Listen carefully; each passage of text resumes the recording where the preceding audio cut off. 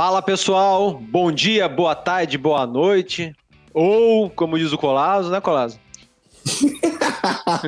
Uou, tá começando mais um episódio. É isso aí. Bom, tá começando mais um episódio aqui do Carteiros do Condado. Esse programa aqui é um dos que eu mais gosto de fazer, acho bem legal, não só porque tem a ver com o que a gente faz no dia a dia aqui, mas também por poder compartilhar com vocês aí a cabeça de algumas das mentes mais brilhantes aí do mercado.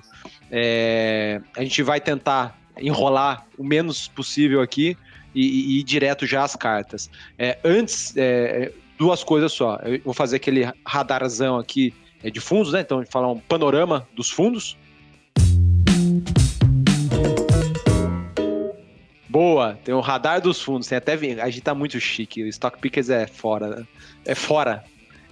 Enfim, eu falei que tinha duas coisas. A primeira era essa, eu vou falar aqui muito breve do radar dos fundos. Mas a outra coisa é falar do bigode do Colasso, que está recebendo elogios nas redes. Parabéns, Colasso, pelo bigode. Eu ouvi um comentário hoje muito bom, pelo design, pelo volume e pela cor, se eu não me engano. Exato. Passou a tinta preta, é isso? Não, cara, não. Cara, essa brincadeira do Samuca tem um motivo. O último episódio do Stock Pickers, para quem acompanhou, sabe que ele foi um episódio polêmico, porque a gente recebeu o Luiz Alves da Versa e o Pedro Ceris da Scopus, né, que são duas pessoas bem presentes, inclusive no FinTwitch. E no momento de elogiar o programa, o Pedro Ceris no Twitter foi lá e disse que o que mais impressionou ele não foi só a qualidade das perguntas difíceis e inteligentes, que a gente estava preparado, mas o meu bigode ali que chamou a atenção, e agora viralizei com o bigode no... Na verdade, isso sempre foi uma estratégia de marketing, assim, eu só mantenho o bigode por isso. Boa, muito bom. Bom, dito isso, feitos esses disclaimers, vamos lá, assim. Pessoal, um pouco do resumo aqui da indústria de fundos. Como hoje é dia 13 já de maio, eu não vou ficar falando muito do que aconteceu em abril. Eu já vou dar um update para vocês com dados aqui até o dia 10 de maio. Nós temos aqui um guia de acompanhamento do mercado. No ano, vamos começar aqui pelos multimercados, né, que a gente acaba falando mais de multimercados no final das contas, os resultados continuam bons.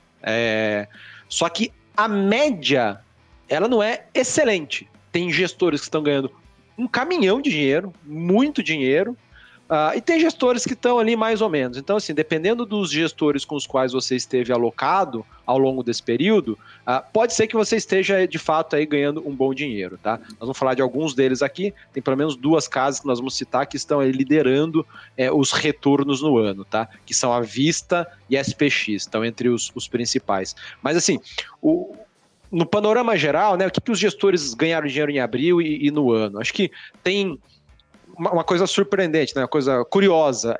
O grosso dos multimercados do Brasil ganharam dinheiro fora do Brasil no ano, com duas principais posições aqui. Apostas na alta dos juros americanos, principalmente, tá? Alguns gestores ganharam dinheiro apostando na alta dos juros europeus, mas o carro-chefe de longe foi essa aposta na alta dos juros americanos, por uma visão de que a inflação estava muito mais alta do que o Fed estava admitindo, não era transitória, como o Fed dizia que era, e eles iam ter que fazer um serviço mais sujo ali no aumento dos juros. E os gestores brasileiros, que têm muita experiência com inflação, né? Afinal de contas, nós somos experts nisso, estavam corretos. Então, uma boa parte dos gestores ganham dinheiro bom com essa posição, com esse mercado, tá?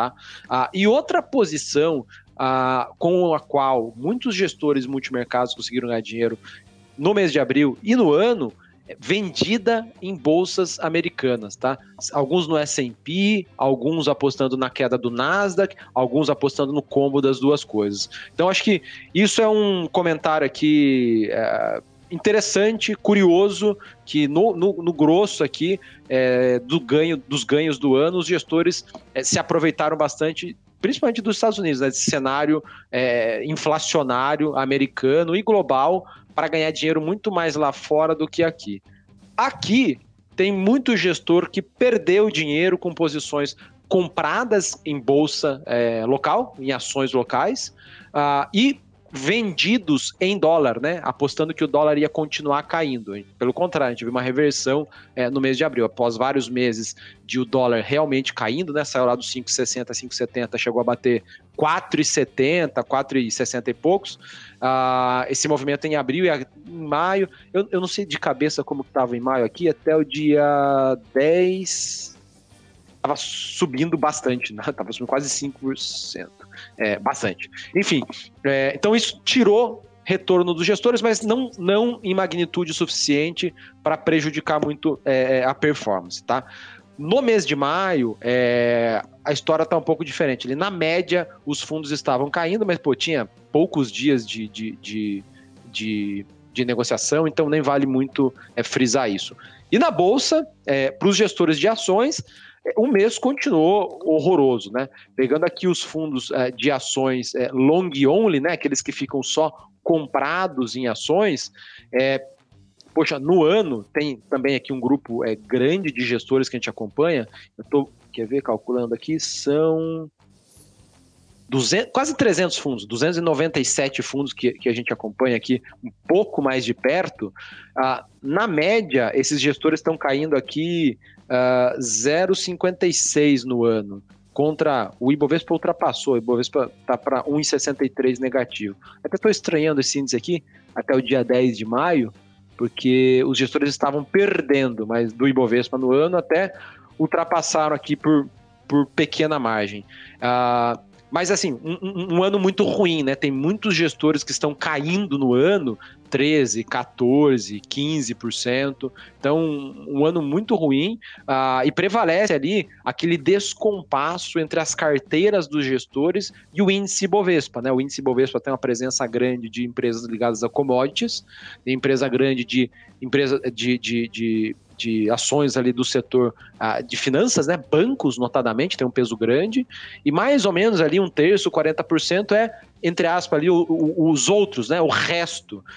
E esse resto é justamente onde está concentrada a carteira ou as carteiras dos gestores. E esse resto tem empresas de consumo discricionário, tem empresas de tecnologia, tem empresas do setor industrial que caem 40%, 50%, 60%, 70% algumas delas, tá? Então, esse é um resumo, assim, o mês foi bem difícil, para ações foi um mês horroroso, dessa vez nós não ficamos incólumes ao que aconteceu lá fora, né? O Brasil estava bem descolado do que estava acontecendo lá fora caía, o Brasil subia, caía, o Brasil subia. Em mês de abril isso não teve jeito, né? Lá fora caiu bastante e aqui caiu bastante também.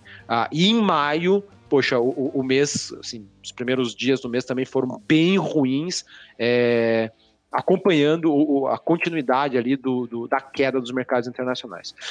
Mas feito esse preâmbulo aqui, misto, né? Meio negativo, acho que o copo meio cheio, que os preços, se estavam atrativos, ficaram mais atrativos. Eu queria chamar para a roda aqui o nosso amigo Rodrigo Sgavioli. Temos aqui 2 estreantes hoje, né?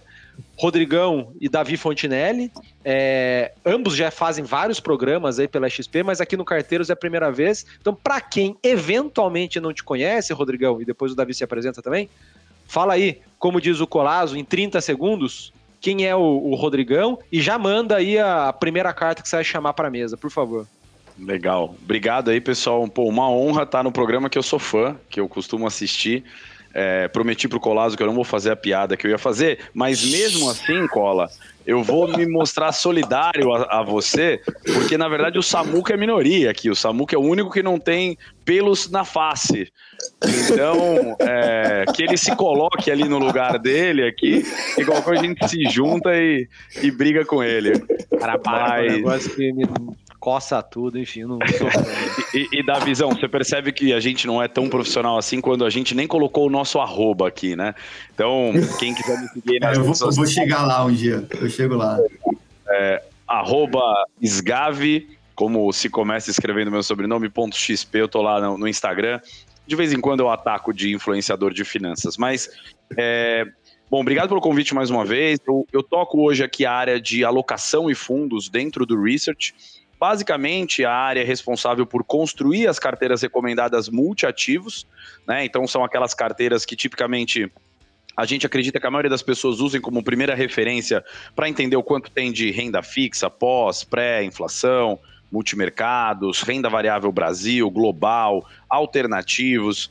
Então é uma área que acaba tendo que interagir com muitas outras frentes para entender pelo menos o que está acontecendo em todos esses mercados e fazer aquele grande mix ali usando quantitativo e qualitativo para construir talvez a melhor carteira para diferentes objetivos e horizontes de investimento, né?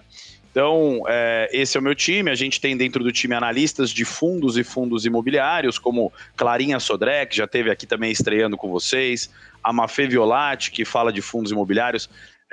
Acho que ela vai pleitear um dia participar aqui lendo carta de fundo imobiliário, então acho que pode ser bacana, né, ver como é que as gestoras de fundos imobiliários estão enxergando o mercado. Mas esse é o Rodrigo Sgavioli, então já um pouco aí de estrada longeva de mercado e hoje super animado de dividir um pouco as cartas de grandes gestoras aqui. E aí, qual que é a primeira que você quer puxar aí, Rodrigão? Tá bom, vamos lá. Eu acho que eu vou colocar na tela, então, como estreante, vocês me falem se eu estiver fazendo alguma coisa muito fora do script aqui, mas eu vou começar com a Legacy, cara. E vou dar um spoiler aí, né? Eu não sabia se eu dava ou não, mas já vou dar um spoiler, que é um dos gestores que a gente tem nas nossas carteiras recomendadas, tá? Aliás, eu sempre indico que quem quer seguir de forma mais contínua as nossas carteiras recomendadas, elas estão completas, disponíveis lá no Expert Pass, então vale a pena aí assinar. Acho que assim como você assina o seu Netflix, que eu vou até falar no final ali um pouquinho na dica cultural, acho que vale a pena você ter o Expert Pass para seguir. Vamos lá, e o tema central não podia ser outro, assim, da carta da Legacy, né? É a inflação. Então, como muitas das cartas aí que eu acabei lendo, a Legacy ainda fala muito de inflação e dos principais, problemas que a economia global está enfrentando, né? Por continuar pressionando essa inflação para cima. Mas antes disso, eu vou até chamar a atenção para as atribuições de resultado do fundo da Legacy, Samuca. Eu acho que conversa bem com o que você falou da dificuldade no mercado de equities, né? Da dificuldade no mercado de ações. Em qualquer janela de atribuição de resultados, o mercado de ações está sendo quase que o único detrator dos retornos dessa casa que tem janelas incríveis de rentabilidade, tá? Então, ela é de certa forma um pouco detratora, a parte de ações, não tão relevante, e na contrapartida você tem as posições de juros, né? Principalmente aqui na parte de renda fixa, trazendo um retorno tanto no mês, quanto no ano, year to date, né? Quanto nos 12 meses, tá? Mas no geral, nas estratégias que a Legacy se dispõe a atuar, ela tem tido contribuições positivas nas janelas mês, ano e 12 meses, principalmente, tá? Para quem tá ouvindo aí só o podcast, depois tenta dar uma olhada no YouTube do Stock Pickers, ou vai no site da Legacy e lê a carta enquanto ouve aqui o podcast. Legal, é isso aí. Obrigado aí é verdade, a gente fica em versão áudio, só fica difícil para a turma, mas vale a pena baixar a carta. Bom, então, na linha do que eu falei, né, ele começa falando sobre o cenário global, então muito condicionado aí à inflação elevada, tá, e persistente, tá bom? Então, sendo que ela está muito condicionada a múltiplos riscos que existem, né? Então, esses múltiplos riscos, talvez os principais são, sem dúvida, o conflito entre Rússia e Ucrânia e a questão dos lockdowns na China, tá?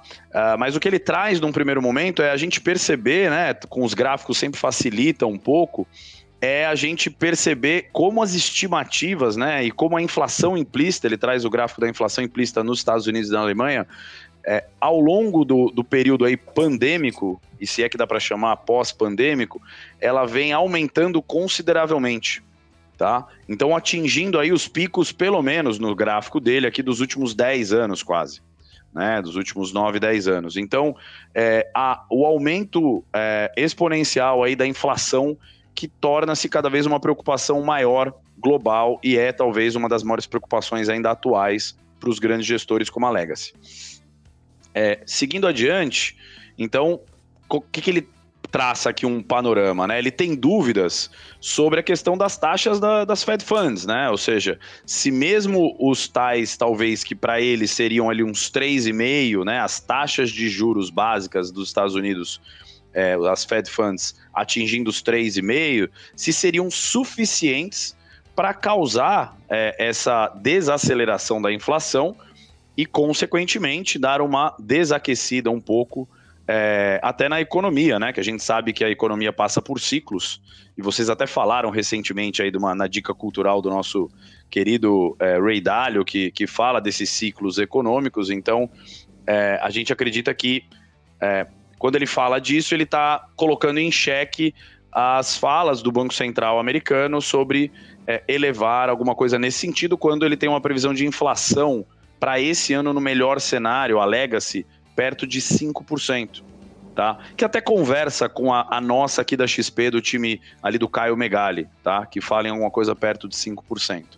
Então, ele acredita que tem chances significativas de o Banco Central americano, em algum momento, adotar os 75 bips de ritmo e não mais só os 50 bips para levar esses juros mais para cima, tá bom? Então, com tudo isso, ele leva o cenário também para perceber que na Europa o cenário é distinto. Você tem o Banco Central por lá mais leniente, mesmo com a inflação batendo 8%, tá? E tranquilamente eles seguem levando os juros nominais negativos por lá, e os juros reais negativos, então, nem se fala, né? Então, ele questiona muito a dinâmica da Europa com relação a como ela tem encarado, o Banco Central Europeu tem encarado a questão de conviver com juros negativos por lá, né? E ele acredita que só a partir ali de um segundo semestre é que a gente vai ver, de fato, esses ajustes começando a acontecer de forma mais frequente aí. Inclusive retirando liquidez também do mercado. Bom, então, como eu já adiantei, falo um pouco do conflito Rússia e Ucrânia, né, como as principais fontes de risco ao crescimento global, tá? E óbvio que ele aponta para a piora que pode acontecer, por exemplo, se houver qualquer tipo de interrupção no fornecimento aí de gás, né, da Rússia à Alemanha. Fala também da questão da suspensão do petróleo russo, né, se ele acontecesse de forma total, como isso aconteceria, o impacto que seria para a Europa. Então, de novo, o que dá a entender é que ele começa a tentar criar uma diferenciação, inclusive, entre como Estados Unidos e como Europa, né, como regiões, vão encarar inflação e crescimento daqui para frente, sendo talvez um pouco mais pessimista com a Europa do que com os Estados Unidos. Então, seguindo adiante aqui, ele fala dos riscos de China, tá? Com relação à política de zero Covid e principalmente agora com essa nova onda que a gente teve ali, majoritariamente em Xangai. Ele tem preocupação sobre o quanto isso não fragiliza mais ainda uma demanda doméstica, inclusive, que está fragilizada, né? Porque você tem uma perda de confiança na visão dele, uma quebra de confiança nessa interrupção de bens e serviços, né? No fluxo de bens e serviços, tá? Então, retardando ou até penalizando o tal do crescimento chinês, que está mirando em 5,5%. Então, ele coloca em xeque se esse crescimento de fato é factível com essa política de zero Covid. Então ele fala de cenário global até aí. Acho que não é grande novidade para todo mundo. Ele traz alguns elementos talvez um pouco diferentes, mas acho que no geral vocês devem trazer coisas parecidas em outros gestores, talvez principalmente multimercados. Boa. O que é bacana, só para acelerar aqui também, é só a parte de Brasil. Ele mostra um certo otimismo até com os dados recentes de Brasil, tá? Principalmente com a atividade econômica, com uma série de créditos liberados, né? Concessões de créditos. Então, você tem números melhores no mercado de trabalho. E aí, eu acho que o ponto alto para mim aqui, que foi bacana, para a gente talvez fechar com esse ápice que eu não tinha visto, ele tenta fazer um estudo de sensibilidade ou de elasticidade para entender o ciclo de alta de juros agora versus o último ciclo de alta de juros que a gente teve que passar. E na visão dele, da Legacy, eles acreditam que a dose de juros que a gente deveria precisar dar, mesmo para a inflação muito maior do que naquele momento anterior, que foi o ciclo ali entre 2013 e 2015, a inflação, a alta de juros vai ter um impacto mais rápido e mais intenso e mais contínuo, né, sobre a inflação, porque hoje você tem um impacto muito mais direto de alta de Selic com as modalidades de créditos fornecidas vis-à-vis o mercado ali em 2013, 2015, né, até 2016, que tinha muita coisa no mercado, muito crédito no mercado, que eram naquelas linhas subsidiadas, né, que tinham outras taxas de juros aí, eventualmente, que não sentiam a Selic na veia, como a TJLP e tudo mais. Então, acho que só para mostrar em gráfico, porque, enfim, o gráfico também não é dos mais simples, ele acredita que lá atrás, né, o impacto, a resposta da inflação a um choque de juros, por exemplo, de 100 bips na alta da Selic, causava uma magnitude da ordem de 30 bases na inflação, e ela rapidamente até voltava numa velocidade para, enfim, para um patamar aí anterior, caso você não seguisse dando outras doses de juros e todas as outras variáveis constantes. No atual momento, ele acredita que o impacto, então, já começa a causar na inflação uma redução mais rápida, mais intensa e que perdura por mais tempo nesse ciclo inflacionário. Então, tudo para dizer que também na visão dele, ele acha que nos atuais 900 são mais de 900 bips que já foi dado de aumento de Selic, né?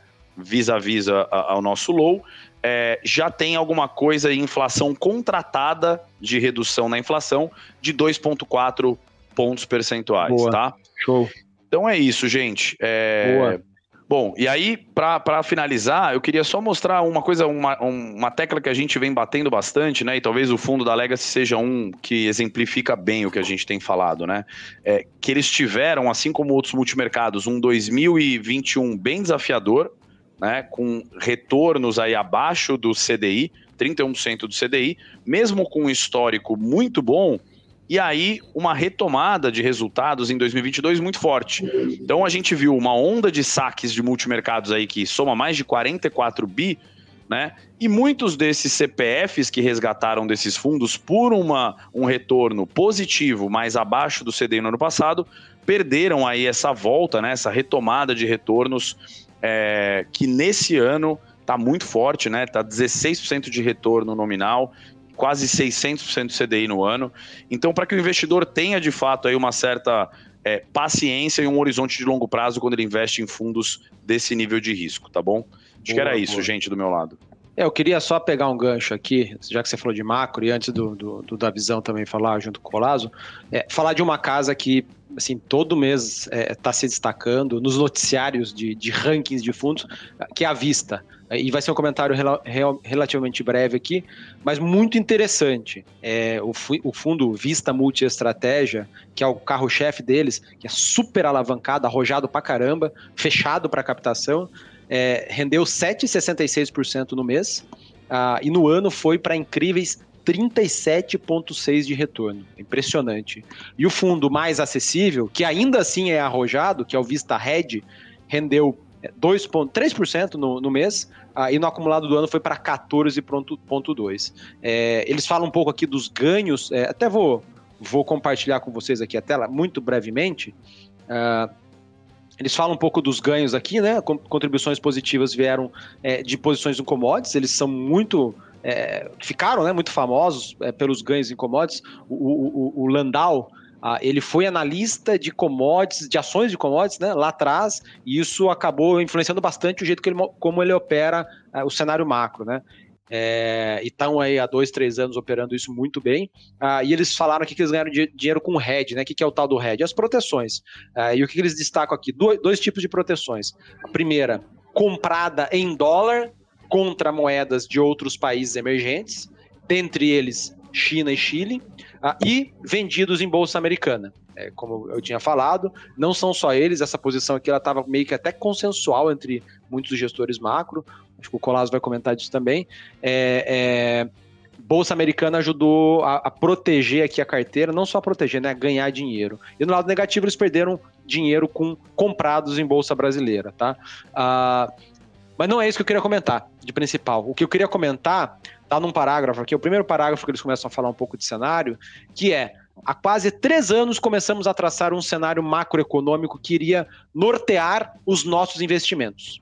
A largada foi dada pelo início da discussão do novo framework do Fed, ainda em 2019. O que eles estão dizendo aqui, né? Lá em 2019, o Banco Central Americano começou a estimular a economia de maneira muito forte, nunca antes vista na história desse país e de nenhum outro país do mundo, tá? E isso culminou com o cenário de hoje, altamente inflacionário, né? Eu nunca tinha visto isso na minha vida, tô com meus 38 aninhos aqui. Quem viveu lá, fora o Brasil, né? No Brasil, obviamente, a gente já viu vários surtos de inflação, mas inflação a nível global, a última tinha acontecido lá nos anos 80, início dos anos 80. Eu estava ainda na barriga da minha mãe. E o Lucas Colasso não era nem projeto da barriga da mãe dele ainda. E o Davi também, que é novinho.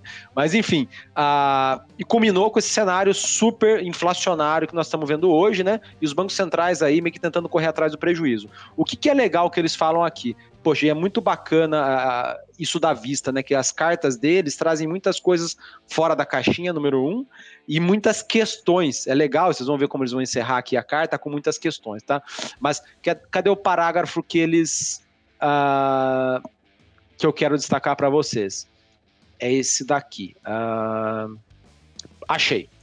De uma forma simplificada, eles falam aqui na página 2 da carta deles, de uma forma simplificada, podemos dizer que o nosso cenário chega ao seu fim depois de 3 anos. Então, o que eles estão dizendo, esse cenário que os guiou ao longo dos últimos 3 anos, de bancos centrais muito estimulativos, isso ia ter impacto nos preços das commodities, isso ia ter impacto inflacionário, e os bancos centrais iam ter que subir juros, para eles, acabou.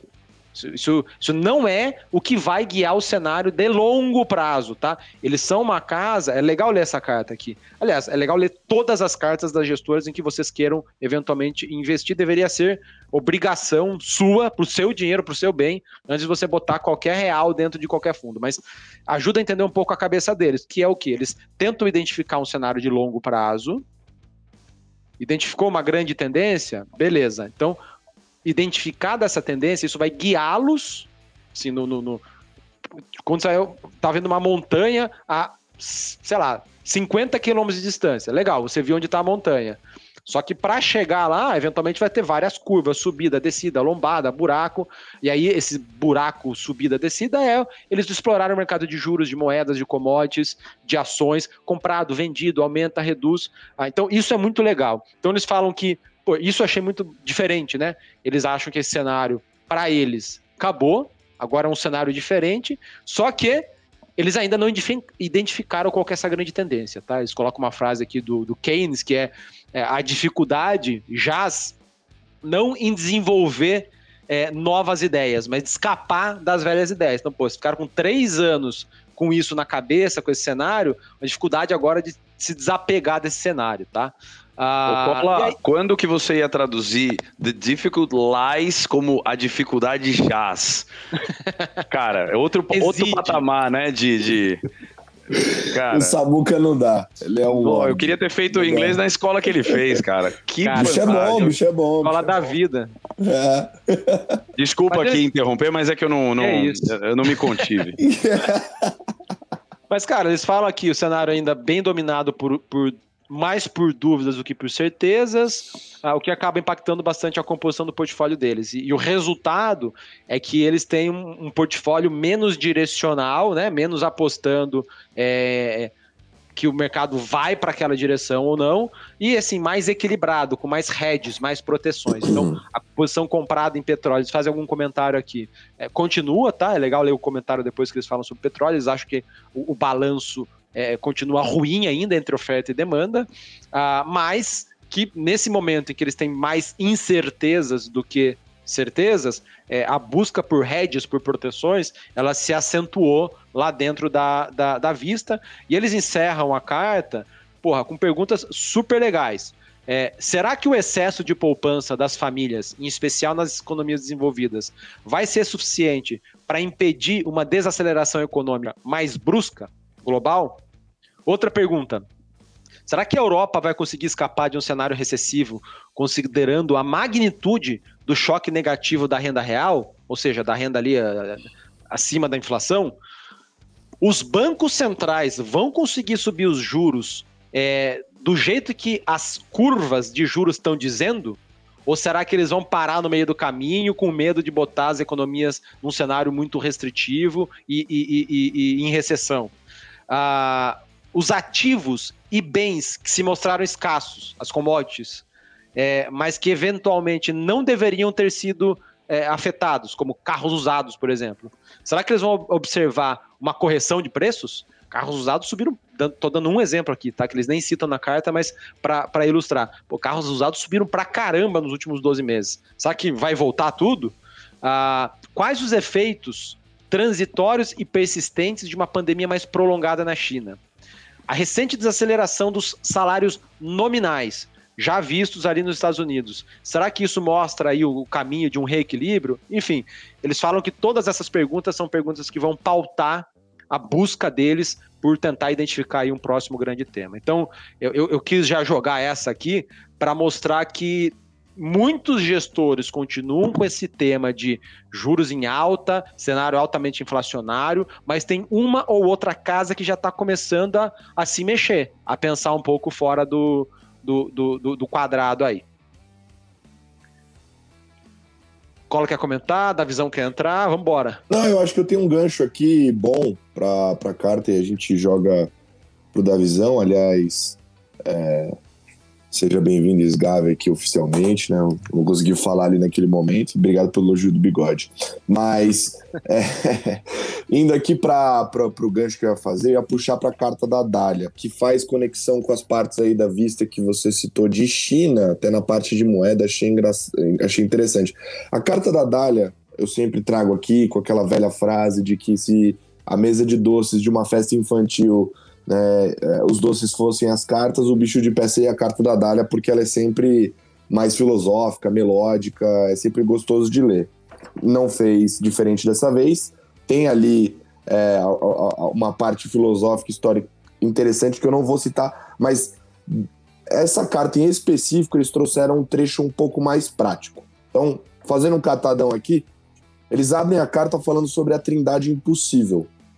Esse termo ele veio ao mundo ali no início dos anos 60, e ele significa o seguinte: uma economia não pode ter, ao mesmo tempo, livre de fluxo de capital, política monetária independente e um regime de câmbio fixo.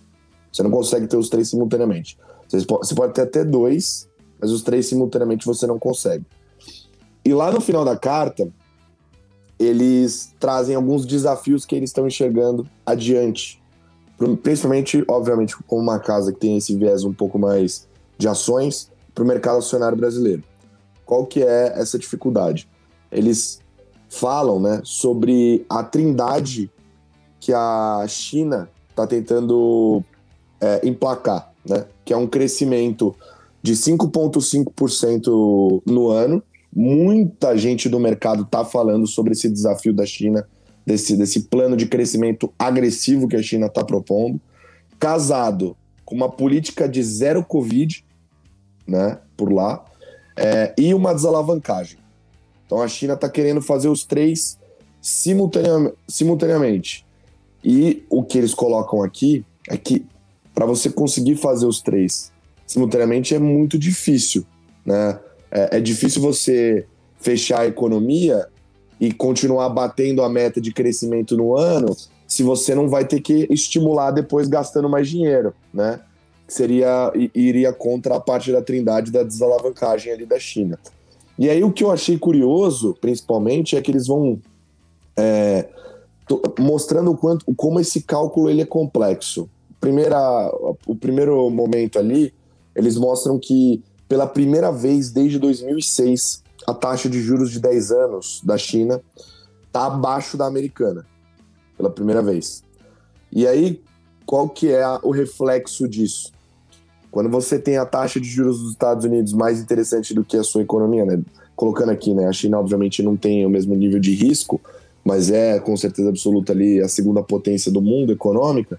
Se a primeira está com a taxa de juros maior, o dinheiro vai para onde? Vai para lá, né? Até por conta da segurança que isso transmite. E aí a derivada você tem um fortalecimento do dólar contra o yuan.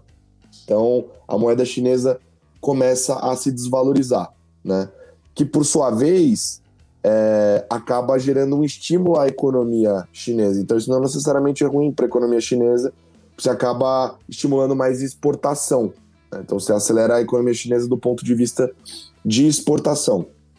E isso, historicamente, né, essa desvalorização do yuan, historicamente gerou maior volatilidade, né, para os mercados emergentes, principalmente, né, onde, obviamente, a gente se enquadra. E aí eles colocam, inclusive, né, esse gráfico do yuan contra a Bolsa Brasileira e comprova, né, que realmente, quando esse movimento acontece, né, traz mais volatilidade para a Bolsa local. Então eu achei curioso isso, e aí, obviamente, esse efeito colateral é uma queda dos preços das commodities, né? Porque você está estimulando a outra face da economia chinesa, né? Não é de importação e exportação, e aí você traz esse impacto para a Bolsa Brasileira, porque a gente é uma derivada, em muitos casos, da própria China diretamente por conta, obviamente, dessas exportadoras de commodity.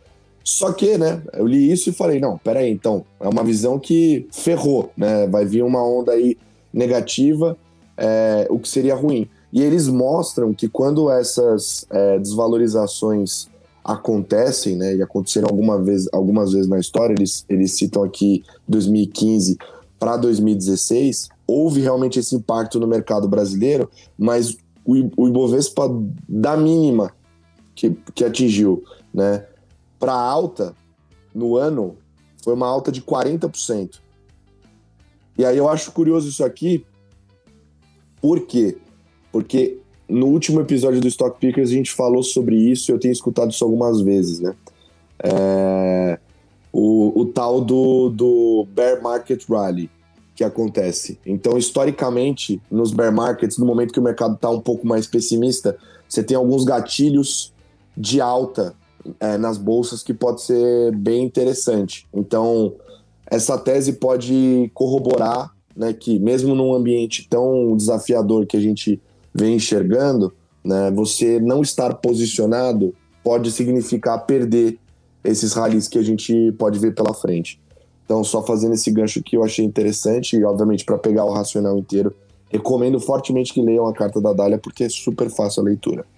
E é super curta, geralmente. Sim, também. Uma página. Sim. Duas, né? 2 no máximo. Boa, legal. Davizão, adentre a roda, por favor, Davi Fontinelli. Boa, vamos lá então, acho que vale só a apresentação em 30 segundos, né, para quem não me conhece. Eu trabalho no time da plataforma de fundos da XP, equipe de análise de fundos, então a gente, entre outras coisas, é responsável pelo processo de diligências de tudo que a XP venha a distribuir em sua plataforma. Estou na equipe desde 2018. E para hoje, acho que primeira participação aqui, honrado em fazer parte desse programa, né? Inclusive na abertura estava tendo riso ali, porque a vinheta com o Samuca e o Colasso de carteiro ficou muito boa, né? Mas para essa primeira oportunidade que eu tenho aqui, né, eu resolvi trazer uma carta um pouco diferente, tá? Algo que eu, particularmente, eu nunca tive o hábito, mas de ler uma carta de um gestor internacional, né? As gestoras internacionais, né, que a XP trouxe à tona, né, de maneira bem mais representativa na nossa oferta, né, desde 2020 principalmente, né, mas particularmente o conteúdo delas, eu não tinha o hábito de ver e pensar de maneira mais intuitiva aqui, né? São essas gestoras que fornecem os conteúdos mais completos, mais elaborados. Eu não digo em termos de qualidade das equipes, tem nada, mas em termos de conteúdo, de mídia, de design e tudo mais, né? Se você fuçar, navegar pelos sites, respectivos sites das gestoras, tem muita coisa bacana, né? Então, e não precisa ir muito longe, porque eu até estava me perguntando, poxa, gestora global tem infinitas, onde é que eu vou começar? Mas assim, na plataforma da XP, você pode começar por elas, né? Então, os nomes como Morgan Stanley, JP Morgan, PIMCO, Wellington, são alguns dos exemplos que se você entrar no site, vai ter uma seção de Insights, que é o caso de diversos papers, né, que eles têm, e que, para o caso de hoje, né, eu trouxe a carta, o paper, né, o estudo do Morgan Stanley, mais especificamente a equipe responsável pela gestão do fundo Global Opportunity, e acho que, para quem não conhece esse fundo, né, talvez o fundo de ação mais famoso do Brasil, tá? O fundo de ação internacional mais famoso do Brasil, e arrisco dizer que um dos mais famosos também no mundo, né? Acho que é uma equipe que trabalha em conjunto, ela surgiu nos anos 90, né? No final da década de 90, está trabalhando em conjunto há bastante tempo. Essa equipe específica do Global Opportunity, essa estratégia específica, ela tem um pouco mais de 10 anos, vai completar aí os seus 12, 13 anos, inclusive eles foram representados no Nautilus, né, Samuca? Acho que para quem quiser conferir, mas assim, partindo para a carta, acho que a temática é a questão do cenário de ações globais. É um cenário que tem provocado muitas dúvidas e questionamentos, e um pouco desse movimento de queda que a gente viu no Brasil mais recentemente, né, no mês passado, esse mês, já estava acontecendo desde o ano passado, né, e numa magnitude muito forte. E o caso desse fundo especificamente, poxa, para quem é cotista, acho que deve ter sentido na pele, né, caiu ainda mais do que o mercado. Né? Então, isso naturalmente suscita muitos questionamentos de, poxa, o mercado está caindo, para onde que vai o mercado? O fundo está caindo ainda mais, o que vocês estão fazendo, né?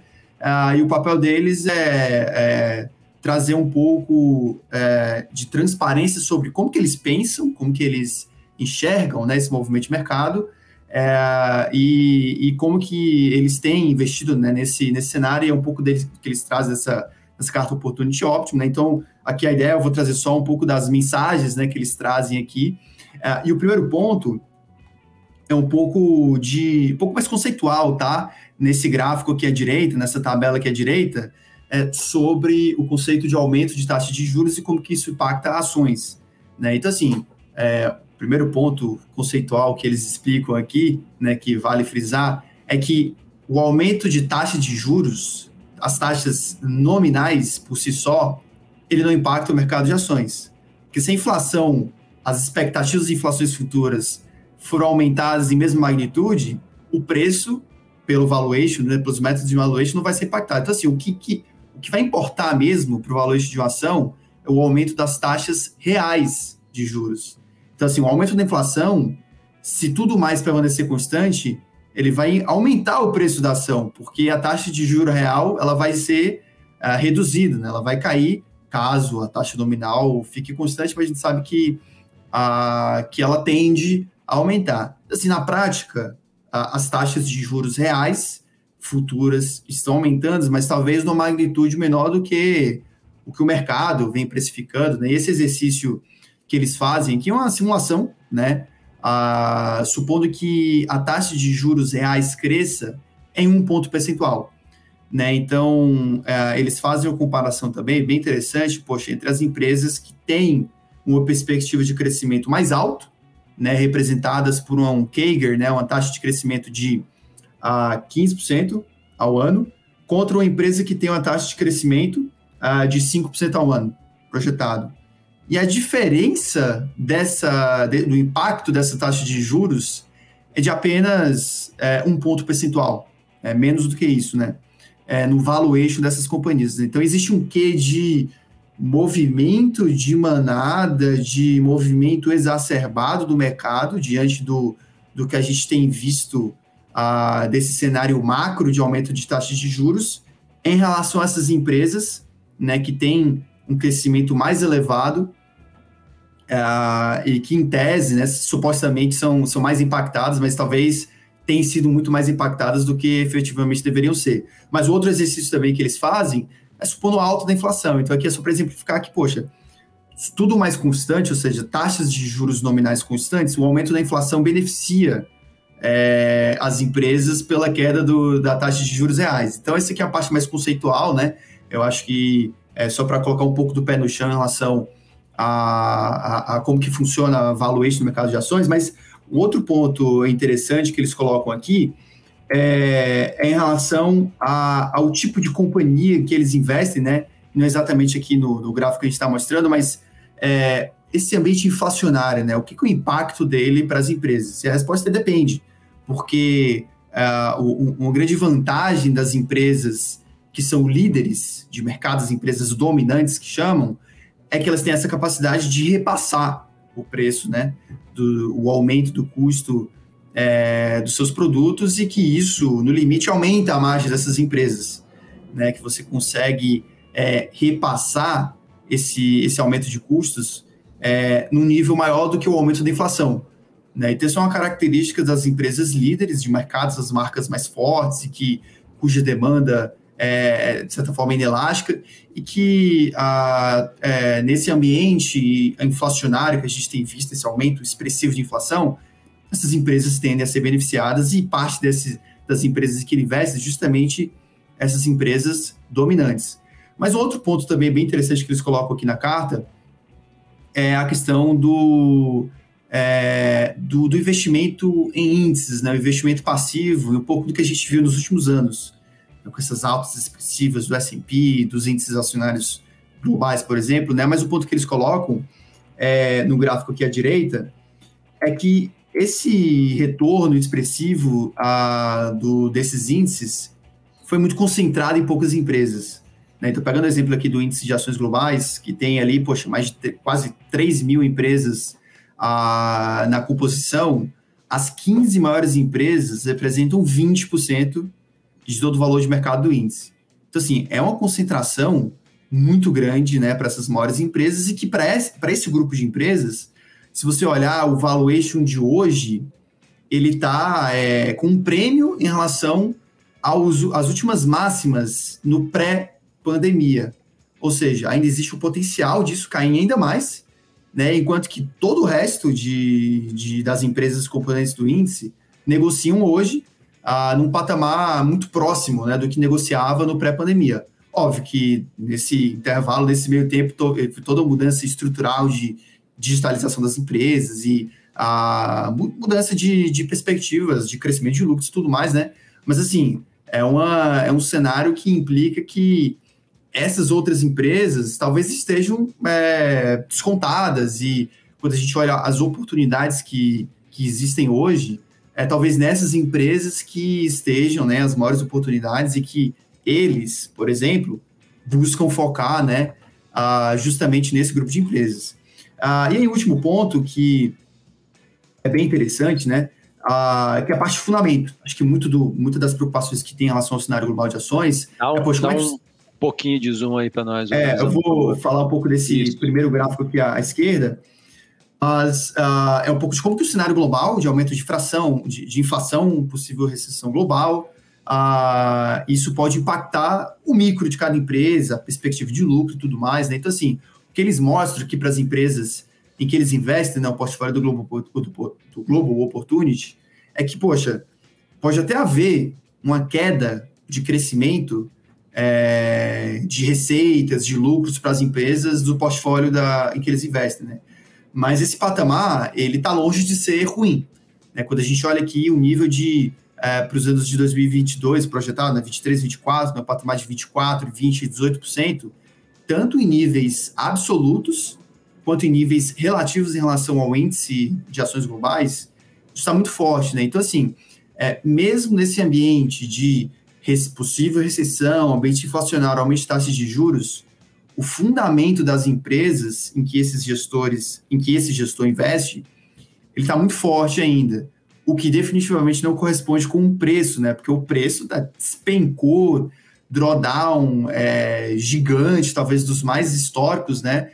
Mas fazendo esse exercício que eles fazem, né, que é o trabalho deles de gestor de identificar, poxa, o valor, qual que é a divergência entre preço e valor? E a opinião deles, até para encerrar aqui, é que no passado recente eles não se lembram de outro momento desse passado recente em que eles encontraram tantas oportunidades, e aqui oportunidade entenda, divergência entre o valor intrínseco e o preço de uma empresa, né? Então, é um exercício que requer paciência de você estar investindo para poder capturar quando isso vai convergir, mas que você não sabe exatamente quando essa convergência vai acontecer. Pode ser que aconteça em 12, 24, 36 meses, mas assim, a oportunidade, o gap, o potencial que tem de valorização, na visão deles está muito alto e eu achei bem interessante, né, para trazer aqui essa visão. É bacana. É uma carta de 17 páginas, da visão? Ela tem 17 páginas, mas na verdade são 10 páginas de conteúdo, o resto é mais disclaimers e algumas tabelas e tudo mais, né? Mas é uma leitura extensa e bem bacana, recomendo para todo mundo. Tá no site público lá do Morgan Stanley. Enfim, acho que basta... Vai passar os links depois, vai estar lá no Telegram do Stock Pickers, quem quiser acessa. Bom, acaba que esses resumos ajudam muito, né? Essas cartas muito longas, né? Sim. Muito bom. Obrigado, Davi. É só um comentário que eu queria fazer, acho que é legal dar uma olhada nessa carta mesmo, porque o Morgan Stanley Global Opportunity, que em 2020 e 2021 teve uma explosão positiva, né, de resultado, esse ano tá caindo pra caramba, né? Até o dia 10 de maio, mais ou menos, a versão aqui no Brasil, né, sem exposição ao dólar, sem exposição ao câmbio, caía mais ou menos 38%. Se pegar 6 meses, cai 42%. Então, tem muita gente que tá resgatando do fundo, muita gente, agora, assim, com as ações em tese muito mais baratas do que estavam há 6 meses atrás. O mesmo raciocínio que se aplica para ações locais, obviamente se aplica para as ações internacionais. É uma das maiores posições dentro da nossa cesta de fundos de ações globais. Dentro do Selection Ações Globais, o Morgan Stanley Global Opportunity e o Wellington Ventura são duas das grandes exposições. É legal, pessoal, assim como é importantíssimo ler as cartas e entender a gestora de preferência antes de fazer qualquer investimento, é triplamente importante você ler e entender o que está acontecendo antes de resgatar, porque senão você pode resgatar algo que, sei lá, vendendo um apartamento de R$1 milhão, você está vendendo por 600 mil, porque alguém te falou que a coisa vai pro vinagre. E sem fazer uma dupla checagem ali, às vezes você faz besteira. Mas enfim. Rodrigão, vamos para a segunda aí? Vamos tentar fazer um ping-pong. E prometo que eu vou ser, vamos lá, eu vou ser mais... famoso straight to the point, traduza Lucas Collazo. Direto ao ponto. Muito obrigado. Então, agora eu vou falar da carta do nosso, enfim, de um outro fundo, acho que não sei se todos aqui concordam, um fundo bem consistente, que muitos aqui admiram bastante, que é o fundo do nosso querido amigo Marco Freire, da Kinea, né? Então... as cartas de lá também costumam ter uma pegada, às vezes, um pouco mais lúdica, né? E nessa vez eles falam muito sobre a brincadeira ali de os limites da física. Eu vou colocar aqui na tela também. E a brincadeira que eles fazem, que não é em tom de brincadeira, mas é provocando, dizendo o seguinte: olha, convivemos esses últimos anos todos, né, com essas políticas dos bancos centrais, né, sustentando as economias. E agora talvez a gente esteja entrando numa fase em que isso vai começar a reduzir, né? Ou até, se tudo der certo, né? Os tais dos quantitative easings, né? Eles vão começar a desacelerar até que a economia gire numa dinâmica mais parecida com o normal, né? Se é que dá para chamar que o que existia antes de 2008 era normal, mas aquele então seria o normal, onde você não tem os bancos centrais, enfim, mexendo tanto, né, de certa forma resgatando tanto as economias, né, as empresas, comprando tantos títulos para conseguir manter a economia saudável. E aí, a brincadeira é essa, né? Ou seja, será que os limites da física não foram atingidos e aí agora não tem jeito, a gente vai passar por uma desaceleração ou até recessão? Eu já adianto que ele faz várias reflexões e mesmo admitindo que você tem projeções sequenciais de piora dos PIBs globais, né? de China, Estados Unidos e Europa, ele mostra que, por exemplo, esse gráfico é muito importante, até pegando um pouco do que o Davizão estava falando aí, né, dos juros reais ex-post, tá? Ele questiona muito, né, essa questão que os juros reais, mesmo se a gente subir o que o Fed tem dito, segue ainda muito negativo, né? Os juros reais ex-post estão em quase menos 9%, é uma barbaridade, né, se a gente for pensar. Então, ele fala muito de muitos indícios, né, de como funcionou a dinâmica macroeconômica até aqui, falando um pouco também sobre crescimento de China, como isso sustentou também o mundo. E aí, ele começa a questionar essas questões de o que para ele é o grande desafio. E aqui eu acho bacana, tá? Ele fala notadamente que ele começa a deixar um pouco de lado, nas próximas cartas, provavelmente, o que era o pano de fundo de todas as cartas, que era inflação, inflação, inflação global, e ele vai começar a colocar lupa no crescimento. Então, para ele, agora, a temática principal para todo mundo olhar aqui é crescimento, e aí, de novo, tentando dosar se vem uma desaceleração ou se vem uma recessão. Para adiantar, ele acha, né, ele comenta que vários indícios, por exemplo, na economia americana mesmo, que mostram ali um ISM, né, que é o índice de manufatura, já bastante consolidado no mercado, vem apontando para perto de 50, né, e a gente sabe que abaixo disso indica uma desaceleração, principalmente do setor industrial, e ele fala que é um grande desafio entender que a gente vai ter essa desaceleração, só que com um ambiente inflacionário. E isso é novo, assim. Ele até comenta que é praticamente nunca antes visto também, né? Ou seja, vai ter o desafio de ter uma economia, uma indústria que desacelera, mas uma inflação que segue alta. Ele tem dificuldade de ver a recessão, pelo menos nos próximos 12 meses, tá? Então, ele acredita que se ela vier, talvez seja mais para frente. Então, ele traz aqui os motivos, né, principais em que ele acredita que essa recessão não venha nos próximos 12 meses, né, como renda agregada, mercado de trabalho forte, elevação de salários, riqueza das famílias. Então, em linhas gerais, para tentar fazer uma longa história curta aqui, lá fora, ele, assim como na Legacy, tá? Ele começa a tentar descolar um pouco do que é mercado americano global e o que é Europa. Ele vê com mais pessimismo Europa e com menos pessimismo, até um leve otimismo ou neutralidade Estados Unidos. No Brasil, também assim como a Legacy, ele vê os números mais recentes positivos. Então a gente talvez consiga ter um ano, pelo menos em termos de crescimento, bastante positivo. E no geral, então o desafio dele, como eu já comentei, é falar o seguinte: olha, a inflação está aí, a gente já sabe que as discussões são pertinentes, mas agora eu vou ficar muito mais de olho em questão de crescimento, tá? E como essa dinâmica global vai se dar. Destaque feito só para que também é um outro gestor que entrega e vem entregando retornos muito fortes. Diferente da Legacy, ele ganha dinheiro nos últimos 12 meses com ações, mas até é interessante ver que ele perde dinheiro provavelmente com inflação. Talvez ele tenha acreditado que a inflação não fosse ser tão forte quanto foi. Mas histórico de retorno impressionantemente forte, e é uma casa aí já bastante consolidada, então a gente gosta bastante, eu particularmente sou fã dos caras. Então, ali a inflação que eles perdem, eu acho que é a parte de inflação no Brasil, que é NTNB, né? Você comprar o Tesouro IPCA. Porque eles ganharam dinheiro com o tema de inflação global, mas aqui os títulos atrelados à inflação no Brasil talvez tenham perdido. Perfeito. Essa é uma casa de...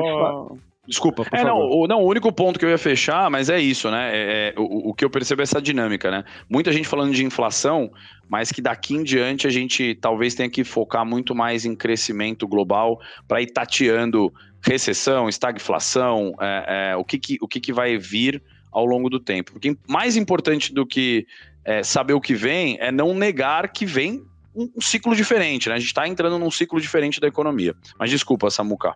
Não, eu só ia justamente complementar aí que, assim como a Vista, que tem umas ideias um pouquinho fora da caixa, a Quineia também, há muito tempo, vem com muitas ideias fora da caixinha, tal, o Marco Freire, o Rui Alves, que são os dois que acabam falando mais, aparecendo, né? São os dois principais gestores dos multimercados. Os papos com eles são muito bons. Cola. Vamos lá, fazer o Manda. hot dog do cabelo, que era o hot dog que eu comia na minha época de universitário. Fazer um mexidão aqui. Seguinte, o Samuca falou na abertura sobre um dos principais trades, né, uma das principais teses de investimento do mercado dentro do mundo dos fundos acionários, que é comprar ações brasileiras, né, e vender a bolsa americana, seja ela qual seja a forma, né? Ou vender o S&P, que seria o Ibovespa, que fala inglês, ou vender o Nasdaq, que seria o índice ali importante, que tem uma presença relevante de empresas de tecnologia, tá? E eu acho isso engraçado, curioso e super interessante, porque muito desse trade tem uma pegada macro, né? Então, essas casas mais fundamentalistas, galera ali que faz mais micro, não tem tanto costume de fazer isso. Pelo menos eu, aqui na minha experiência de cobertura de fundos, não costumava muito ver, e eu tô vendo praticamente em todas. É consensual quase isso, para quem, obviamente, tem mandato para operar desta forma. E então, trazendo aqui duas casas que estão com essa tese, se conectam por meio disso, a Versa e a Encore, né? A Versa tem ali como figurão Luiz Alves e a Encore que tem como figurão o João Braga. A Versa cita na carta que, obviamente, por conta da performance recente da Bolsa Brasileira, acabou perdendo dinheiro nas posições em ações locais. A Versa está bem diferente de boa parte das casas locais, porque as gestoras de ações geralmente estão mais compradas agora em commodities, etc., né? E a Versa está pesada em varejo e ações mais locais, né? E a Versa, para quem não conhece, tem uma filosofia de investimento bem mais agressiva, tá? Então, eles alavancam, enfim, é uma filosofia de investimento bem mais agressiva. E na carta eu achei legal que eles citam, né, que em momentos como esse, onde ações, né, brasileiras caem, o Versa costuma cair mais do que o Ibovespa, por conta justamente dessa exposição, concentração e alavancagem. Dessa vez, não aconteceu por conta da posição vendida em S&P. Então, essa posição ajudou eles a cair menos, né, do que o Ibov, caiu 6% no mês, né, no último mês de abril, enquanto o Ibov caiu 10%. Então, eles protegeram bem aí essa queda, justamente por conta dessa posição vendida. E as principais posições deles hoje também não são tão consensuais assim. A primeira delas é Marisa, Lojas Marisa, que eu achei muito engraçado, porque o meu pai tem na física, então eu achei legal, vai ser uma informação boa para ele. Grupo Soma, também, a gente fez PQI sobre, seria a parte ali, eles chamam de varejo alta renda, né? Os analistas do segmento chamam de varejo alta renda ali. Guararapes, Dux e Bradesco são as principais posições do fundo. Do lado do Johnny Braga, Johnny B, meu amigo na física, ele tá mais diversificado na sua carteira, não tem tantas concentrações assim. Até pelo momento do mercado, o Braga acha que realmente a Bolsa Brasileira está muito barata, então estão pagando bem para ser conservador, não precisa se concentrar, então ele dissipou bastante a carteira. Ele também ganhou dinheiro e protegeu a queda por conta da posição vendida em S&P no último mês, tá? E eu gostei bastante, né? O comentário mensal da Encore é feito em formato de vídeo. E eu gostei bastante de dois gráficos que ele mostrou. Vocês vão ver aí o vídeo, depois a gente vai compartilhar o link com vocês. É o seguinte, ele quis provar em duas imagens que ele não está sendo um bullshiteiro ao falar que Bolsa Brasileira está barata. Como ele fez isso? Primeiro ele mostrou um PI, né, Price over Earnings, ou preço sobre lucro, do Bovespa, tirando ex-Petro e Vale. Então, se você tirar Petro e Vale da conta. E aí, assim, perante a média histórica, a bolsa está muito barata. O PI, a média é 12,7, a bolsa está 9,4 nessa conta. Então a gente está bem barato do ponto de vista de PI. E uma outra questão também que ele tem sido bem enfático, né? Que ele fala lá sobre você ou comprar a bolsa ou comprar a NTNB, ou por que você tem que comprar a bolsa ao invés da NTNB. Ele coloca lá o earnings yield. O que é earnings yield? É você pegar essa conta e inverter. Então você inverte a conta do preço sobre o lucro, aí fica lucro sobre preço, e você tem... Eles fazem essa conta para meio que comparar o retorno esperado da bolsa do ponto de vista macro e jogar contra uma renda fixa da vida, justamente o que ele estava querendo fazer ali naquele momento. E é praticamente o dobro o retorno esperado quando você faz essa conta de... obviamente, ex-Petri vale ainda, se você inverte, é praticamente o dobro. Então essas duas partes, elas sustentam a ideia de que bolsa vai ser mais rentável. Show. Davizeira, qual é a carta fora da caixinha que você vai trazer aí pra gente? E benefício do tempo aqui também, né? Eu queria só trazer mais uma carta, e até antes de falar dela, passar a dica, né? É uma carta de uma gestora sistemática, quantitativa, né? E a dica leiam mais esse tipo de carta, e não só para acompanhar, seja o fundo que vocês investem, ou o fundo que vocês querem investir, mas para aprender sobre o mercado, né? Porque essas cartas, e cada gestora tem seu estilo, cada gestora varia bastante, né? Mas muitas vezes elas trazem ensinamentos, né? E eu acho bem interessante, né? Porque não é muito ligado, poxa, a carta de abril, falando das condições de mercado em abril, mas é uma temática, às vezes é uma carta trimestral, enfim, mas é uma temática e é um assunto de mercado que tem insights bem, bem bacanas, né? Mas o ponto aqui, de maneira super breve, né? A carta da Intercapital, é uma gestora que abordou em sua carta o tema do prêmio de risco em ações. Aqui não é sobre mercado, é mais conceitual, tá? Mas é um pouco para ilustrar como que eles têm estudado isso e até para explicar o que é isso, né? Então, eu particularmente, eu não tinha essa tangibilização do que é isso, apesar de escutar bastante, né? Eu queria só trazer para vocês que quando se investe em ação, de maneira intuitiva, é esperado que se tenha mais retorno por investir em ação, né? Isso eu acho que é o consenso de todo mundo, né? Se você tomar mais risco, você espera receber mais. Mas, na verdade, isso pode variar bastante, né? Entre o que eu, Davi, espero como retorno para ações e o que SGAV, Sambuca, Colasso esperam de retornos para ações, né? Então, na prática, o mercado ele vai ser o agregado de todas essas expectativas em relação a que cada um espera que cada ação remunere, e você pode, conforme a sua visão, operar isso, né? Então, acho que esse insight de como que isso pode variar é muito interessante. Então, assim, grosso modo, quando você faz o valuation de uma ação, método de fluxo de caixa descontado, se o preço da ação hoje equivale exatamente ao preço determinado por esse método, isso significa que a ação vai crescer, não sei, 10% ao ano, digamos assim, né? Você usou uma taxa de desconto para aqueles fluxos de caixa de futuro, e se o preço de mercado equivale exatamente a esse preço do método, esse preço vai evoluir como essa forma. Então, assim, nessa taxa de desconto que você utilizou no seu método de valuation, está embutido o prêmio de risco de ação. Então, assim, quanto maior é esse tal do prêmio de risco de ações, menor vai ser o preço de hoje, ou, em outras palavras, mais ele vai evoluir, mais ele vai crescer ao longo dos anos, né? Então, se a gente, por acaso, fala que o prêmio aumenta, em outras palavras, significa que o preço está caindo porque o preço no futuro vai aumentar, né? Então, é um pouco dessa forma como você entende, né? E, poxa, como é que você calcula isso, né? Aí é um pouco mais tricky, né? Mais complexo, porque tem diferentes métodos, não tem método definitivo, né? Você pode simplesmente perguntar, fazer uma pesquisa com todos os participantes de mercado e fazer o agregado disso. Um pouco incerto isso, né? Mas é um método.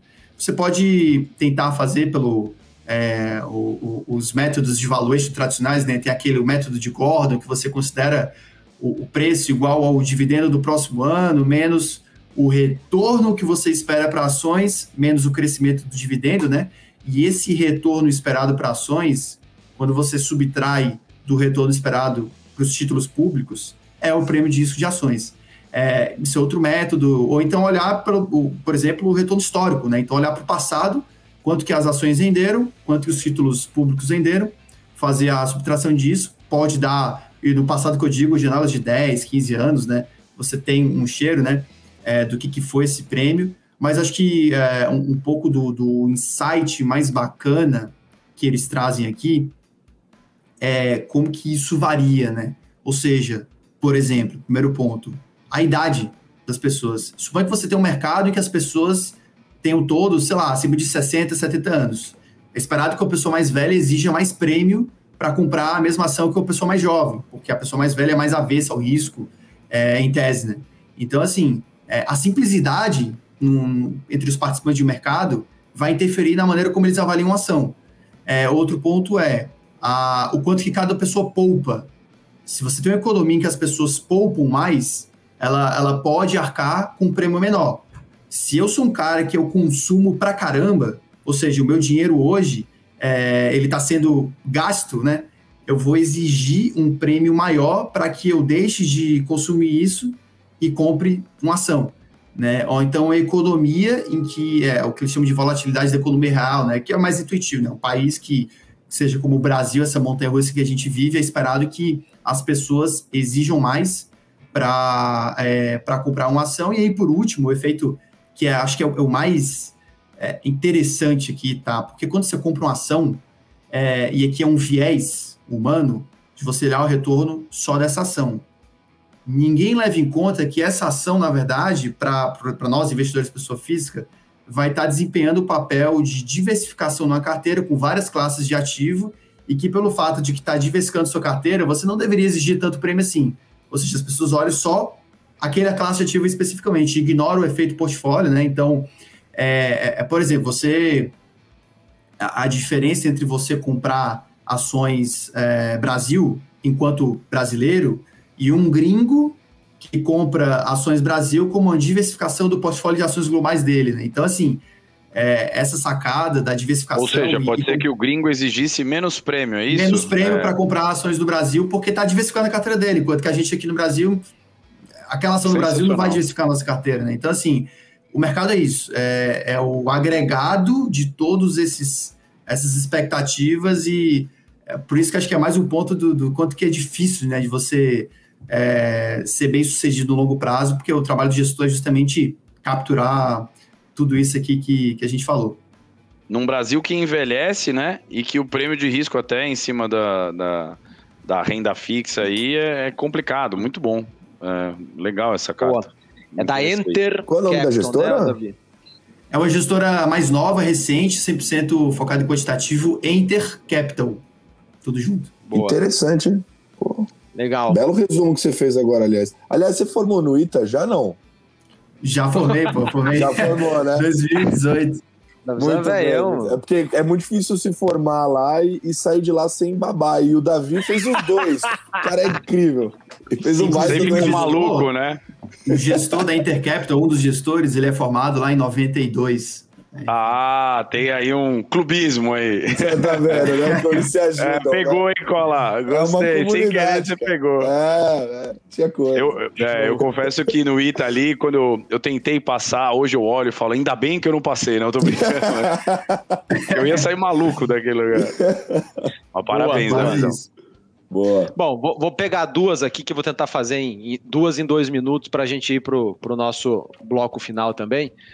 Vou falar de uma que a gente sempre fala, todo mundo se interessa, só que ela é super curtinha, que é a verde. Nando, se você puder, por favor, pôr na tela aí, que ela tá super curta, tá? O fundo verde fechou aí o mês com 1% positivo, foi para 8,2%.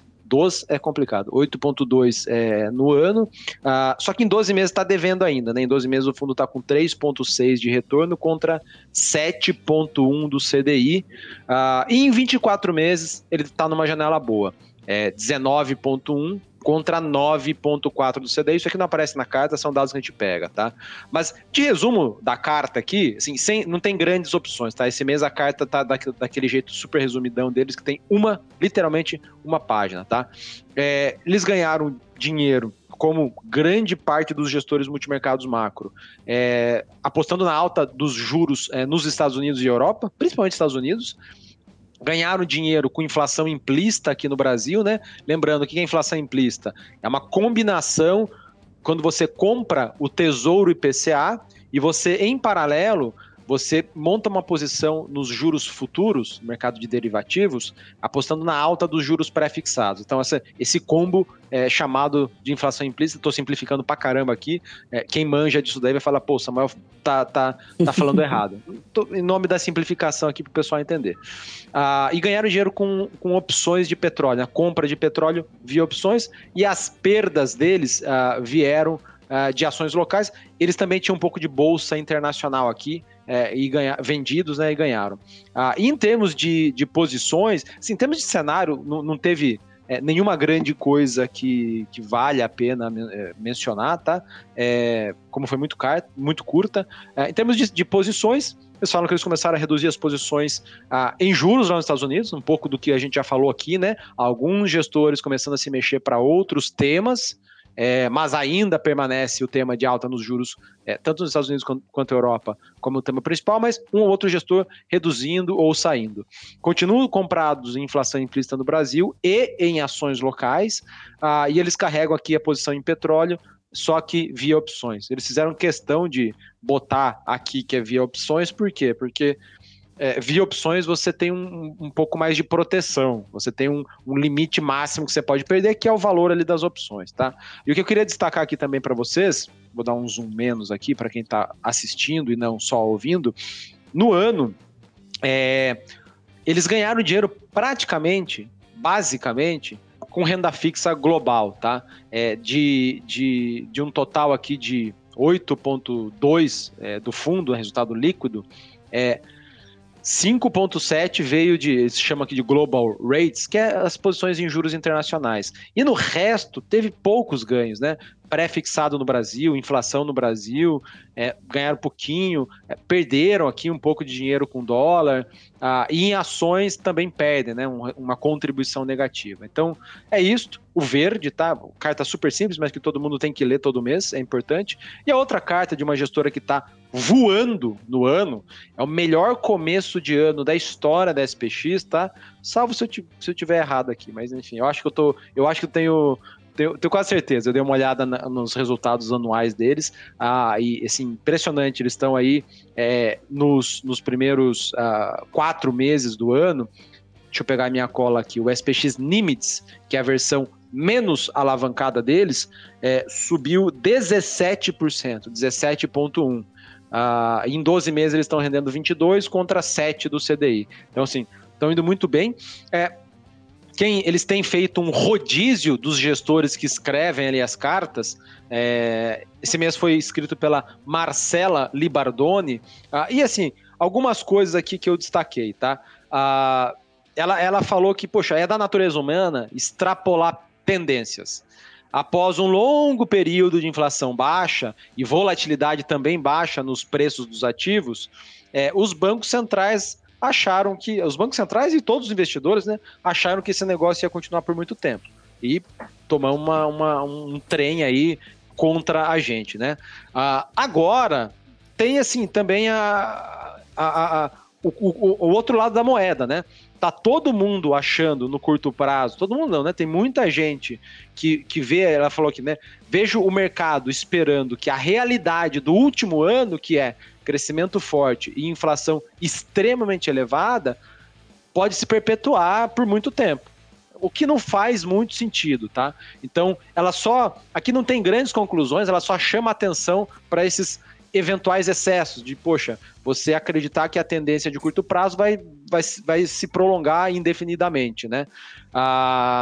E ela fala que, poxa, se no último ano o choque de confiança foi positivo, né, com a vacinação e a remoção das restrições de mobilidade, permitindo ali uma recuperação acelerada no setor de serviços, agora o choque de confiança é negativo. O aumento do custo de vida por conta da inflação, né, no mundo inteiro, o aumento do custo de vida prejudica economias, e também a incerteza aí por conta do eventual recessão ou não aí de algumas economias como os Estados Unidos. Enfim, não tem grandes definições aqui, tanto é que ela fala, né, nesse contexto, é uma tarefa difícil calibrar, até para os bancos centrais, né, qual que é o aperto monetário necessário para tornar o ambiente menos inflacionário, e definir o nível adequado de juros vai ser muito mais arte do que ciência, tá? Então, assim, não tem grandes conclusões, é uma carta super curta, mas eu queria mencionar aqui, por conta da performance,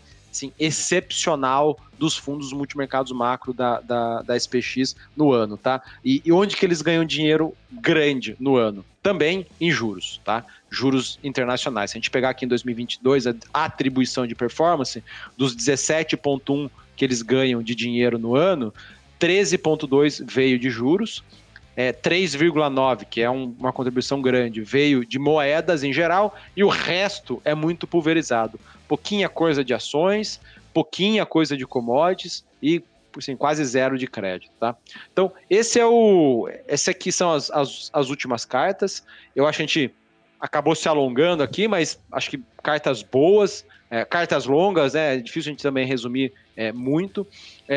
Queria chamar, pessoal, aquele nosso momento cultural para a gente encerrar aqui e dar algumas dicas para os nossos ouvintes e como que assiste? Quem que é? Audiência. Da nossa audiência. Boa! Dica cultural. Quer começar, Davizão? Davizão falou que ele trouxe um negócio fora da caixinha aqui. Melhor começar com ele. Que é o fora da caixinha. Não é nada especial. Na verdade, a gente tenta Vendeu errado. variar um pouco. Não, é fora da caixa, né? Porque acho que muito se fala dos livros de finanças, e mesmo os de finanças, tem muita gente que busca alguma coisa fora da caixa, mas assim, a minha dica é um site, é um blog, que se chama Wait But Why, do autor... Compartilha aí, Davizão. Ele ou é um soletra blog... pra galera que tá só ouvindo. Ele espere, mas por quê? Tradução livre do blog, né? Mas que ele aborda temas dos mais diversos, desde natureza humana, comportamento, universo, antropologia, enfim, e de maneira muito didática, né, até engraçada, os textos que ele faz, e uma série que ele tem, uma série de publicações, são 6 publicações, chamada The Story of Us.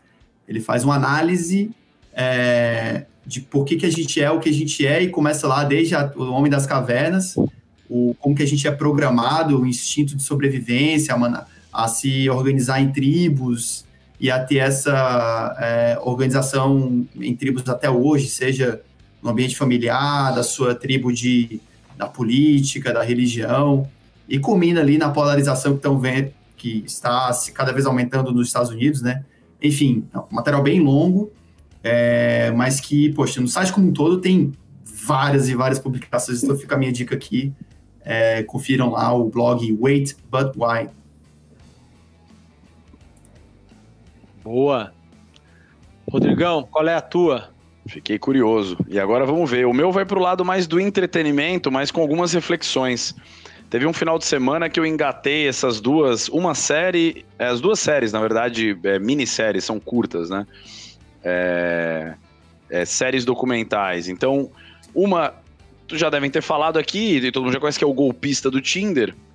E na sequência do Golpista do Tinder, eu assisti a tradução, em inglês é Bad Vegan, que é de uma chefe famosa de comida vegana, enfim, crua, raw food, que chama de Rainha do Veganismo a Foragida. Eu vou colocar aqui na tela, só para todo mundo... Porque o modus operandi é muito parecido, tá? E isso que eu acho que me chama a atenção. É essa série aqui, que em tradução literal, obrigado, Nando, tá de Rainha do Veganismo a Foragida, e o outro é o Golpista do Tinder. E o que eu acho interessante perceber no modus operandi dos dois? Que nos dois casos, você tem pessoas super persuasivas, com habilidades, né, psicológicas de primeiro se passarem por pessoas ricas e notórias. Por exemplo, o cara do Bad Vegan, ele se diz amigo ali de vários famosos e se aproxima dela, que é uma chefe que está super no hotspot, Tom Brady, todo mundo frequenta o restaurante dela. E dali, de passar por um ricaço, ele conquista ela e passa a fazer o contrário, a pedir dinheiro. Então ele pede dinheiro, pede dinheiro, pede dinheiro e cria ali um ambiente tóxico em que ele, como ela acredita que ele é rico, ela sempre vai emprestando e vai dando. E com isso ela começa a afundar um restaurante estreladíssimo, super famoso lá nos Estados Unidos, colocando em xeque todos os funcionários, o sucesso profissional. E o golpista do Tinder não é muito diferente. Ele também se vende como um cara milionário. O dele é até mais parecido com um esquema de pirâmide, porque ele aplica esse golpe em várias namoradas ao mesmo tempo e pede empréstimos consecutivos. E aí só o fechamento, que nos dois casos, para quem fala que a lei do Brasil é um problema, né? Não sei se é um problema da lei americana, mas a interpretação dos dois casos é muito parecida. As duas pessoas emprestaram dinheiro aos respectivos golpistas de livre, espontânea vontade, de certa forma, né?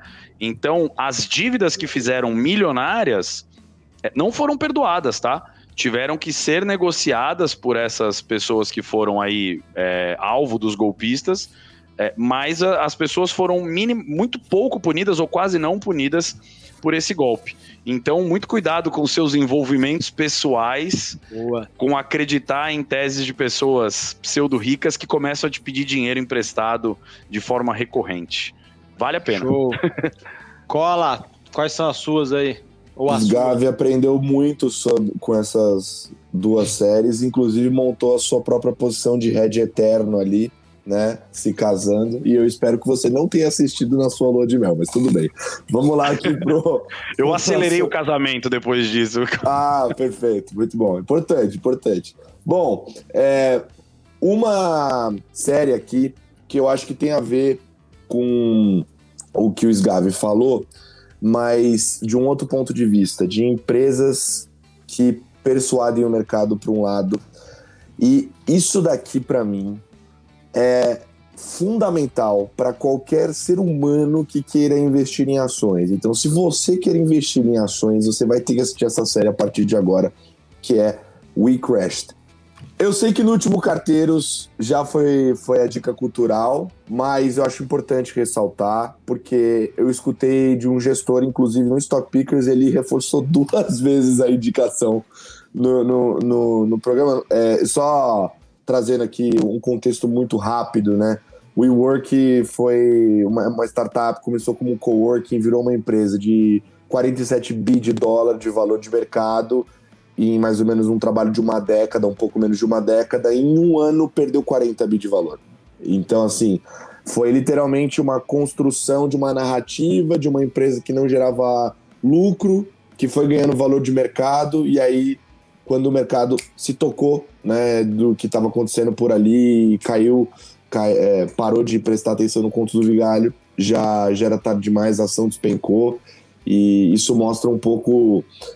É muito atual, porque a gente está vendo essa discussão hoje, principalmente em relação à Bolsa Americana, né? Tem um monte de empresa lá que não gera valor nenhum. Se pegar o Russell 2000, por exemplo, tem um monte de zombie stocks que eles falam, né? Que são as empresas fantasmas ali que não geram nada. Então, assim, tem que tomar muito cuidado e fazer uma boa análise antes de colocar seu dinheiro em qualquer coisa. Boa. Show. Bacana mesmo. Tem duas que a gente tinha falado no mês passado, que uma era essa, né, o We Crash, da história do WeWork, e a outra que era o Super Pumped, que é a história do Uber. E foi muito legal. E eu emendei uma outra, depois que eu acabei o We Crashed, que é The Inventor, ou A Inventora, que fala a história também, tudo Vale do Silício. Ah, legal, Dani, obrigado. Boa. Vale do Silício, essa história é maluca, tá? Elizabeth Holmes é o nome da fundadora da empresa. Ela, em tese, uma mulher brilhante, na época era uma menina, né, com 21 anos de idade, quando ela fundou a empresa, 21, 20, eu não lembro, fundou uma empresa que, em tese, ia revolucionar completamente a história da indústria de exames de sangue. Ela alegava que com um espetão ali, uma picada no seu dedo, já era suficiente para fazer mais de 200 exames diferentes de sangue. E ela ficou isso que é incrível, ela ficou por mais de 10 anos enganando grandes investidores, grandes celebridades, grandes políticos. O conselho de administração da empresa dela tinha, assim, sumidades ex-ministros dos governos americanos, e vocês falaram de pessoas, o SGAV, né, de pessoas que enganam, que influenciam. Ela é uma psicopata, assim, ela conseguia enganar as pessoas com uma facilidade bizarra. Muita gente a chamava de o Steve Jobs feminino, né? Ela até usava só roupa preta, gola alta, igual o Steve Jobs, assim, maluca, de pedra, mentirosa, compulsiva, assim. O CEO da empresa, ela era fundadora, né? Ela contratou um CEO que também se envolveu nessa mentira, acabou tendo um caso com um cara. Pô, muito legal, recomendo. A única porcaria é que, o We Crashed tá na Apple TV, se eu não me engano. O Super Pumped, que é do Uber, tem um negócio que eu nem tenho aqui, tem que pagar, acho que é Showtime, se eu não me engano. Esse negócio aqui, o Inventor, tá na HBO. Então, assim, cada coisa que você quer... E num ambiente inflacionário fica mais difícil ainda ter uma porrada de streaming, né? É isso aí. Enfim, já viu o resultado da Netflix, né? Exatamente. É isso aí. Mas é interessante, né? Até fazendo o link aí, né? Poxa, a concorrência é muito mais acirrada no mundo streaming. Enfim, isso aí é um papo pro Colazo lá no PQI. Cancela um desse e assina Expert Pass, né, Cola? Eu já vi essa sua dica aí. Você viu, né? Show. Bom, pessoal, obrigado. A gente passou aqui, esse mês ficou mais comprido. O Nando vai ter um trabalho aqui do cão, em plena sexta-feira, para editar e deixar ele um pouco mais compacto. Mas, prezados, Rodrigão, Davizão, obrigado pela participação aí. Obrigado, gente. Uma honra aí. Aprendi muito e, cara, leiam cartas. É muito importante para você seguir sabendo o que o seu gestor está fazendo.